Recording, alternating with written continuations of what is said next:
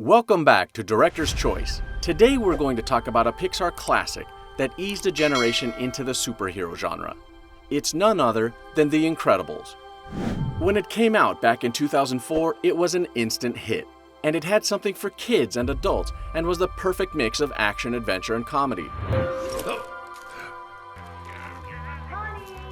come to dinner! I can't come to dinner! I've got the red... It came at a time when animated superhero movies were starting to gain momentum at the cinema, elevating the genre to what it is today. Instead of taking characters from the Marvel or DC universe, the studio chose to design characters from the ground up. This led to the creation of the world of The Incredibles, where superheroes and villains with powers exist.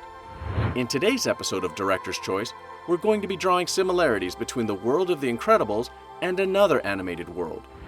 The world we are going to compare it to is none other than the world of the Avatar. A world where human civilization is divided into 4 nations, with individuals who can manipulate the 4 classical elements, called benders. Throw me some coal!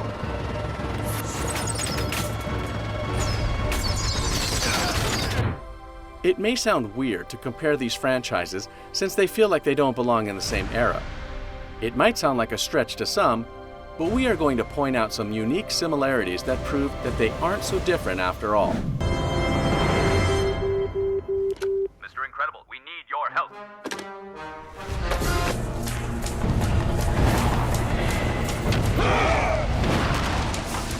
One of the first things you notice when you start watching The Incredibles and Avatar is the world building that brings the universe to life.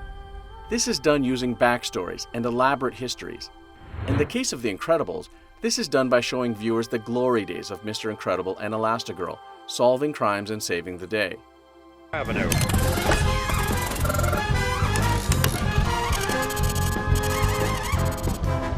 Yeah, I've got time. Avatar employs the use of elaborate history by establishing the 4 nations and their history of bending. It doesn't just stop there. There are several interactions in The Incredibles and Avatar that make the characters feel relatable.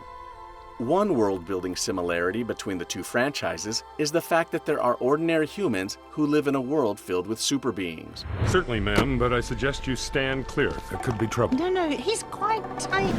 Before the superhero ban in the first Incredibles, regular people knew and accepted that they lived in a world filled with special people. In the Avatar's world, it's almost the same. You are either born with the ability to bend, or you're a regular human being. This lays the foundation for how viewers experience the rest of the movie.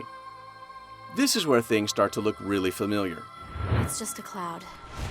Wait, a cloud? Here, fly up and bend the water from that cloud into my pouch.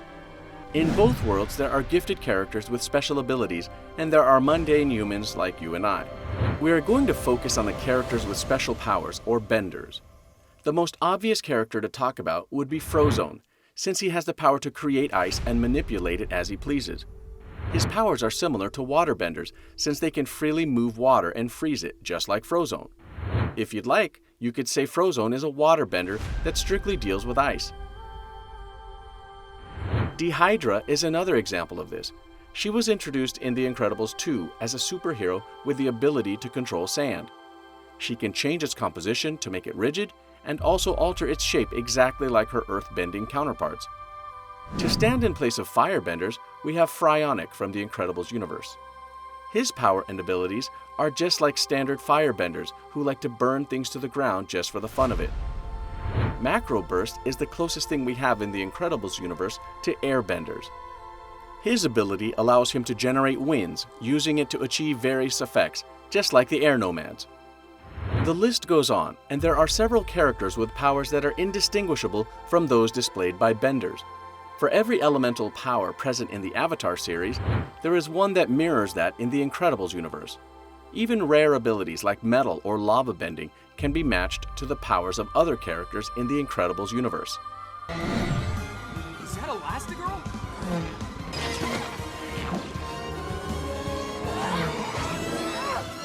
Less than 2 minutes.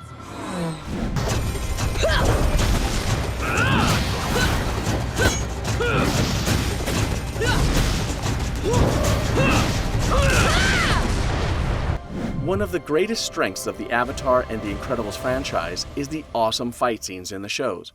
Fight scenes are a majestic display of powers as individuals try to prove who has the superior ability. Fights in The Incredibles 1 was toned down due to the crackdown on vigilantes, but we still get to see the Parr family using their abilities against the robots on the island. I know you're there, little Miss Disappear. However, in the second movie, several other powered characters are introduced, and we get a taste of what it would feel like if there was an all-out brawl near the end of the show. There are a lot of great moments, like Dash realizing he can walk on water, to Elastigirl turning her body into a boat to help her children make it across the sea.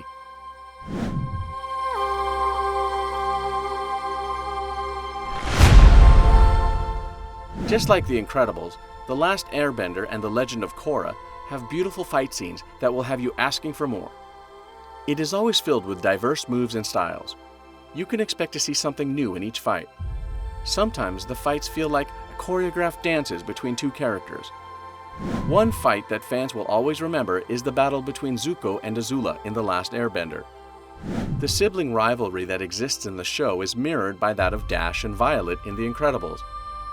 The different elements add a touch of variety to the fight scenes, the same way the different powers in the Incredibles universe spices things up. One might be convinced to say that the first Incredibles movie looks like it was made for kids. It's only after watching the movie that one can see all the areas it appeals to grown-ups. The movie is fun and has a playful vibe to it, but it also talks about issues kids' movies avoid, like Mr. Incredible's depression with civilian life and Violet's struggle with self-esteem. Lead character of The Last Airbender were kids when the show starts, and there are a lot of childish elements throughout the show.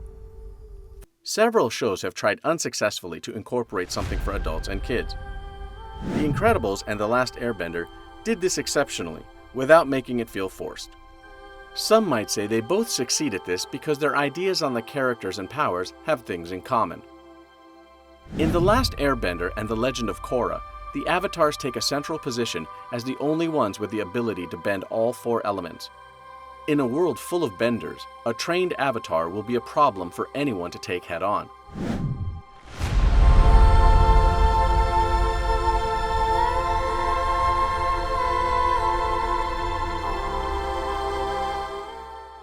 In the Incredibles universe, there is only one character that can stand in place of the Avatar, and that is none other than the baby Jack Jack. As the youngest child of a family of gifted individuals, he stands out from the rest with his unique set of powers. It is pretty standard for individuals to display one type of power, but Jack Jack breaks this norm by using several powers. In the first Incredibles movie, the villain had a hard time keeping up with him when he first displayed powers. The raccoon fight scene in the second movie gave viewers a better look at how powerful he can be. Considering the number of powers displayed in both movies, it shouldn't be too much of a stretch to say Jack Jack is the avatar of the Incredibles timeline. Done properly.